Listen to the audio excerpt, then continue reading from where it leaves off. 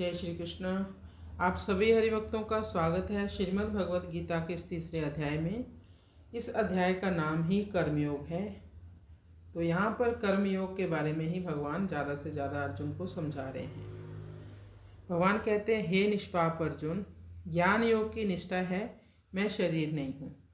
कर्मयोग का महत्व बताते हुए श्री कृष्ण यहाँ पर बताते हैं, ना ही कश्चित क्षणमपि जातु तिष्ठत्य कर्मकृत कार्यते हयवश कर्म सर्व प्रकृति जैर्गुणे। ना ही कश्चित् क्षणमपि जातु तिष्ठत्य कर्मकृत कार्यते हयवश कर्म सर्व प्रकृति जैर्गुणे। ये जो व्यक्ति है, भगवान कहते हैं, ये जो इंसान है, ये बिना कुछ कार्य किए नहीं रह सकता। आप देखेंगे कोई व्यक्ति कुछ भी ना करा हो तो उसकी चेतना में कुछ ना कुछ चलता रहता है, उसके दिमाग में कुछ ना कुछ चलता रहता है। ये मन के लेवल पर काया मनसा वाचा, मन से, वाणी से या शरीर से हमेशा कुछ ना कुछ तो कर्म होता रहता है। कार्य किए बिना मनुष्य क्यों नहीं रह सकता? कार्यते हयवश कर्म। प्रकृति के ये जो तीन गुण हैं, सत्व, रजस और तमस, इन तीन गुणों के असर में परवश होकर व्यक्ति कुछ ना कुछ करता ही रहता है। जब कुछ ना कुछ करना ही है तो क्यों ना हम ऐसा कर्म करें जिससे हम कर्म बंधन में ना पड़े।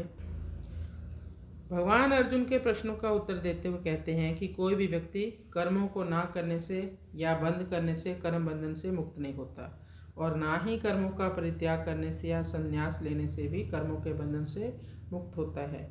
इससे भी कोई सिद्धि प्राप्त नहीं होती। सिद्धि प्राप्त होती है अंतःकरण के शुद्ध होने से। तो अर्जुन बिल्कुल निष्क्रिय होना चाहता था यहाँ पर अध्यात्म की आड़ में कि मैं सन्यासी बन जाऊँगा, मैं सब कुछ छोड़ दूँगा, मैं कोई भी कर्म नहीं करूँगा।